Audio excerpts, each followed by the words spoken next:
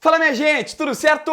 Vamos nessa então falar sobre Inter. E nesse vídeo eu quero dar algumas visões, opiniões, impressões para vocês sobre a queda do Inter na Copa Libertadores da América. Sim, esse vídeo já adianto imediato, não é necessariamente aquele tradicional vídeo do JB onde a gente dá informação. Eu já fiz um primeiro momento que eu repercuti todo o jogo, depois às 4 da manhã, minha voz estava até prejudicada, porque né, às vezes o cansaço bate, mas às 4 da manhã fiz todo o resumo do vestiário, o que o Cudê falou, Rocher, presidente Alessandro Barcelos, todo mundo que se manifestou está no vídeo anterior. Aqui eu quero desenvolver um raciocínio para vocês que eu fiz, assim, curto no Debate Raiz, que agora a gente já pode falar, estamos com um novo projeto na casa, fizemos uma live no estúdio de podcast para já dar um gostinho para a galera, mas vai ser completamente diferente a partir de segunda. Segunda, a partir do meio-dia, estaremos ao vivo nos estúdios do Debate Raiz, fazendo um debate raiz com o Meneghetti, com o Fabiano Baldassi, com o JB e mais 3 integrantes da equipe. Ao todo serão 8 pessoas, é isso?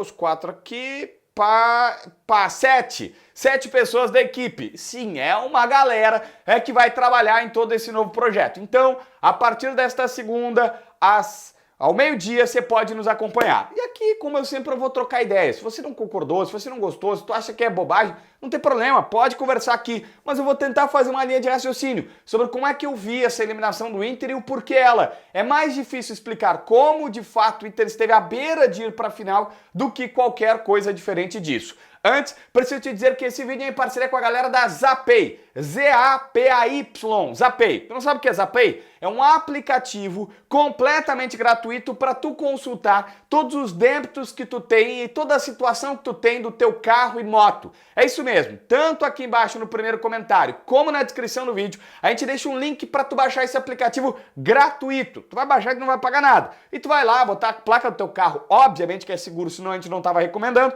vai colocar a placa do teu carro e vai consultar lá. Tá tudo certo, tudo lindo? Beleza, tu não tem que te preocupar. Ah, mas tem uma multa, tem que pagar o IPVA, tem que pagar licenciamento, aí vem a barbada. Tu pode parcelar isso no teu cartão de crédito através da galera da Zapay. Mas todo mundo que for agora pode usar o código JBFilho20 e ganha 20% de desconto. Pô, vintão! Ah, é R$1.000 teu IPVA? Se tu botar meu código, tu paga 800. Tô só dando um exemplo, é 20% de desconto. Quer essa barbada? Entra aqui embaixo, parcela com os caras, em 12 vezes dá pra fazer e tu ainda tem a barbada do desconto do JB.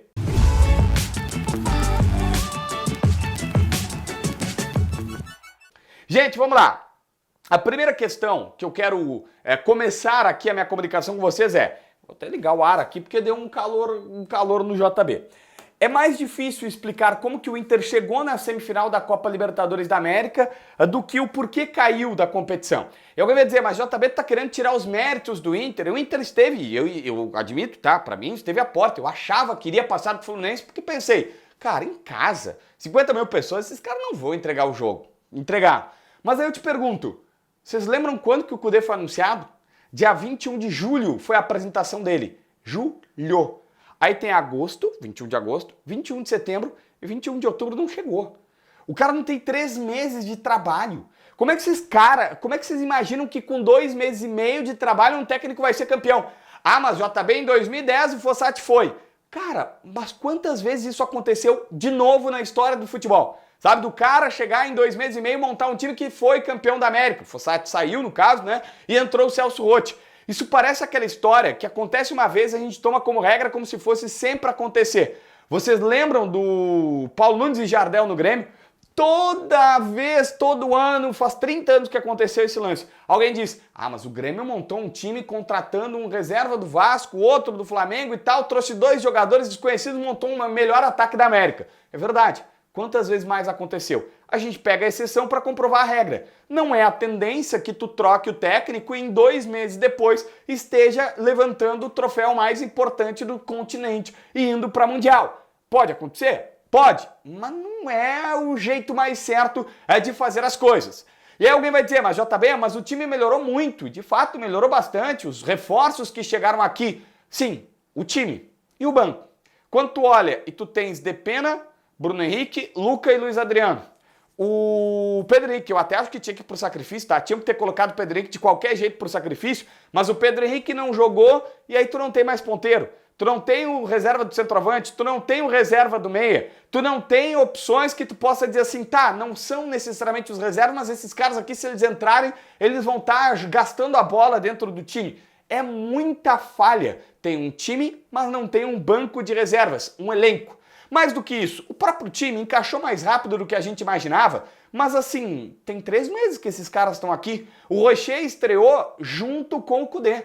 O Ener Valencia fez 2 partidas com o Mano, foi lá Fluminense, depois aqui Palmeiras, acho que foi mais ou menos isso. Também não foi muito mais. O Mano não teve muitas oportunidades para treinar esses caras e tudo mais. Então assim, é óbvio. E aí eu te digo, o Inter foi até longe demais. E eu sei que muita gente não vai concordar com a minha tese e faz parte, mas você lembra há 3 meses, quando estava o Mano, se tu imaginava que isso ia chegar? Se tu imaginava que de fato ia acontecer? Pois é, não, né? Uma galera não imaginava. Eu tenho uma tese que foi tão longe muito por conta da campanha no primeiro turno, que olha, quase não classifica ainda, né? Na fase de grupos, que ela foi beneficiada por 2 resultados importantes contra Metropolitanos. O Inter, assim como todos o seu grupo, já arrancaram com 6 pontos na bagagem. Porque o Metropolitanos é um dos piores times de toda a história da Libertadores. Os caras fizeram 0 pontos. Não tem como alguém ser pior do que eles. Ser pior do que o Metropolitanos é impossível, porque eles não marcaram nada. Todo mundo fez 6 pontos. Então o Inter arranca com uma campanha de 6 pontos. E aí é óbvio, mas teve dificuldade para classificar mesmo assim? Sim, porque todo mundo teve 6 pontos. Então a média do grupo do Inter acaba sendo interessante. E isso te dá a vantagem de decidir em casa contra o River, te dá a vantagem de decidir em casa contra um Bolívar e automaticamente contra o Fluminense tu também estaria decidindo em casa. E o Inter, nesse ponto, eu não vou tirar o mérito de ter passado pelo River, que eu acho que ali foi muito Kudê, pela inteligência da altitude, que também foi Kudê, não tem como negar. Mas, cara, o fato de decidir em casa, no Beira-Rio, dá as possibilidades. Quer ver? O Inter vence 2-1 em casa e vai jogar com o River na Bombonera, com 90 mil pessoas. Vocês acham que seria o mesmo jogo? Vocês acham que se a decisão fosse lá, ia ser a mesma coisa? E os caras estando vencendo por 2-1, como estavam, por exemplo, tu acha que eles não iam ensandecidos atrás de um terceiro, né, tentando para não deixar ir para os pênaltis? Olha, a chance de ter perdido se decidisse na Argentina era muito maior. Então, por isso, para mim, esta questão aqui, ela foi determinante, ela foi um papel importante. Fora isso, gente, eu sei que a gente vai falar aqui sobre a direção e vai se tornar um assunto meio chato, porque parece que tu tá passando pano em alguém ou elogiando. Eu acho um saco isso, pra mim é tudo Inter. Mas eu não posso deixar de olhar dizendo assim, futebol é um cumulativo, futebol é um acumulado. E o que o Inter, nos últimos muitos anos, está fazendo de colocar a sua contribuição de coisas positivas para ganhar. Futebol não é justiça e às vezes o melhor não ganha, às vezes o pior ganha, às vezes o pior não. Ou menos melhor, o que não está tão bem. Tu entendeu o que fez? Mas ele consegue ganhar mesmo que não mereça tanto quanto o outro. É verdade.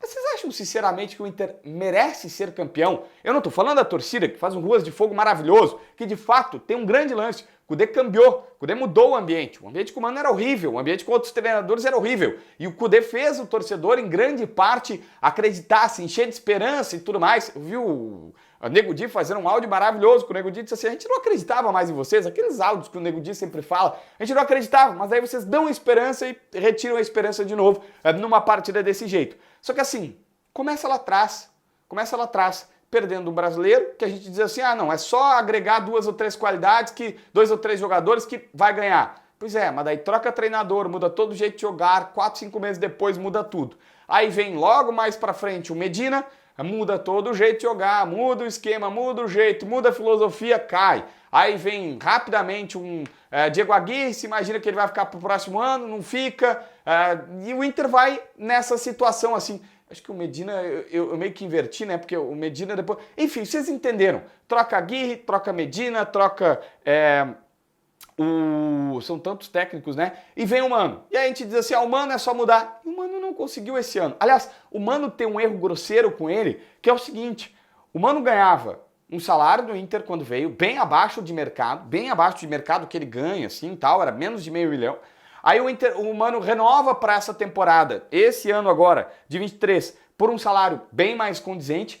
Só que todo mundo já tinha visto que o Mano já não estava mais dando resultado, todos os vice-presidentes queriam a saída dele, o presidente do Inter, Sandro Barcelos, é ele que assina isso, não só fica com o Mano, como não libera ele pro Corinthians, diz que tinha que pagar multa e ainda dá um aumento pro Mano. Ele deu um aumento salarial pro cara ficar. Aí, 2 meses depois, ele demite o Mano, paga a multa de 1 milhão e ainda vai lá e traz o Cudê ganhando mais do que o Mano. Aí tu tem vários atos de gestão que eu tô falando aqui, tu contrata o Baralhas por 5 milhões e empresta o Baralhas pro mesmo time que tu pagou 5 milhões. Tu traz o Jean Dias e tu não tem sentido. E alguém vai dizer, mas o Jean Dias custou 300 mil, o salário dele é pequeno. Cara, é meio milhão. Os caras falam como se rasgar meio milhão fosse nada. E aí, respeito máximo a pessoa Jean Dias. Só tô dizendo que foi uma contratação que deu errado. E aí, tudo bem. Alguém vai dizer, mas JB, tem contratações tipo a do Arangues, o Ener Valencia e o Rocher que deram certo. Contratações tipo a do Jean Dias deram errado. Só que quantas tem assim? O exemplo do Lindoso, o Lindoso renova em dezembro e em fevereiro está sendo emprestado com salário pago grande parte pelo Inter. É improvável imaginar que tu vai ser campeão tendo tantas atitudes desse jeito. E aí tu tem, óbvio, agora quando cai, é aquela história. Futebol ele funciona meio que com combo. Eu estava até hoje falando com um colega da imprensa sobre isso. Se tu ganha, olha só, se tu ganha uma Copa do Brasil e uma Sul-Americana, tá? Pega assim, Copa do Brasil e Sul-Americana. Aí o gauchão tu tem 5, 6 anos de gestão. Tu ganha uma Copa do Brasil, uma Sul-Americana, 2 gauchões e uma Recopa. O que tu vai dizer? Tu tem 5 títulos. Pô, 6 anos, 5 títulos. Quase um título por ano. Por quê? Porque tu vai contar, tu vai compor com o gauchão e com a Recopa, né? Porque daí tu tem uma Copa do Brasil e uma Sul-Americana. Tô pegando títulos possíveis. Nem é Libertadores e Mundial. Mas daí tu compõe, tu bota no bolo. Se tu passa 5 anos, 6 anos e tu ganha 2 gauchões, tu diz assim, o cara não ganhou nada. Passou e não ganhou nada. É assim que funciona. É assim. E tudo no futebol é meio que um combo e barra acumulativo. E eu tô fazendo toda essa análise para dizer, não tem como dissociar que o Inter vem de uma queda, de um não título brasileiro lá atrás, 2020 e 2021, não importa quem era o presidente, se era o Medeiros ou se era o Barcelos, os dois são presidentes e é o Inter a camisa, mas o Inter não ganha também porque vacilou contra o Sport, também porque contra o Corinthians, apesar dos erros da arbitragem, poderia ter feito melhor, poderia ter ganhado aquela partida, vários poréns poderiam ser colocados no todo. Só que aí tu tem o fiasco pro Olímpia, o fiasco pro Vitória, o fiasco pro Melgar, o fiasqueira do Globo, que é muito pior do que perder para um Mazembe, por exemplo, não teria história assim, tipo, foi eliminado pro Olímpia lá atrás, que é uma dor que vários colorados um pouquinho mais velhos têm, Peñarol lá, quando perdeu, foi Peñarol, né, que perdeu a Libertadores de 80 e tal, eu sou péssimo de memória, então assim, cara, tu vai acumulando, né, essa temporada, América e tal, não tem como não achar, é tudo uma sequência desse torcedor que não zerou a conta, porque assim, tá cheio de problemas, tá cheio de coisas assim, ganha uma Libertadores agora, ganha um Mundial, e aí tem mais um título, bom, parece que tu zera o estoque de frustração e segue de novo, só que o Inter não tem crédito, e eu não tô falando um presidente ou um diretor de futebol, tô falando todo mundo, porque já passaram várias pessoas. Aliás, esse é um outro ponto que pra mim compõe o não título do Internacional. O presidente disse até, ele falou, nós precisamos viver mais momentos e tal, disse, a gente precisa viver mais momentos, o Inter tá vivendo momentos de decisão, 2 vezes bateu na trave o Brasileirão, recentemente quase ganhou uma Copa do Brasil, né, chega agora de uma semifinal de Libertadores em 2015, que não é tão longe, mas é nesse ciclo de não conquistas desde 2010, o Inter chega numa fase quente, esteve aí a um gol de ir pra final também da Libertadores, o Inter tá vivendo esses momentos, só que o Inter não sabe o que fazer para dar o clique da vitória, para ganhar. E para mim, nesse ciclo especificamente, é claro, é nítido, entre tantos erros acumulados, tem um ponto importante, que é, vocês já prestaram atenção que do time que entrou em campo contra o Fluminense, 40% dele é completamente novo? A gente está falando de não é, o ciclo acabou, não, esse ciclo está começando. É Rocher, é Hugo Malo, é Arangues, é Ener Valencia, esses caras têm meses em Porto Alegre, meses. Sabe, é meses de maturação, de entendimento do clube, de entendimento de tudo que está acontecendo na sua volta. É improvável que eles vão chegar e vão se unir, vão dar tão certo e vão ganhar. Não é a tendência. Se a gente colocar que o treinador está 2 meses e meio também, nós temos aí metade do trabalho, ele tem 3 meses. Estou forçando, tá? Porque não tem 3 meses, é 2 meses e, 15 dias, 2 meses e 20 dias, não tem isso. Cara, como é que tu vai ser campeão da Libertadores fazendo um trabalho assim? Tudo isso, para mim, indica o seguinte: o Inter não merecia ser campeão, Não era a tendência. O mais difícil é explicar como é que chegou nessa semifinal do que o porquê caiu. Embora o futebol permitisse, podia estar numa final. Eu achei que o Inter, olha, uma dessas vai ser campeão, mesmo que o trabalho tenha todos esses asteriscos. Por quê? Chegou, agora faltava um jogo e depois era 90 minutos no Maracanã, campo neutro, contra a Boca ou Palmeiras, podia rolar. Mas a real, gente, um pezinho no chão, ar-condicionado ligado aqui na minha casa, sabe, temperatura normal. Se tu olhar assim, tu vai dizer, cara, não tem trabalho para sustentar um título da Libertadores da América. Não é a tendência. É isso que eu penso. Se inscreve no canal, assina a notificação, deixa teu like, comenta aqui embaixo para ver mais vídeos.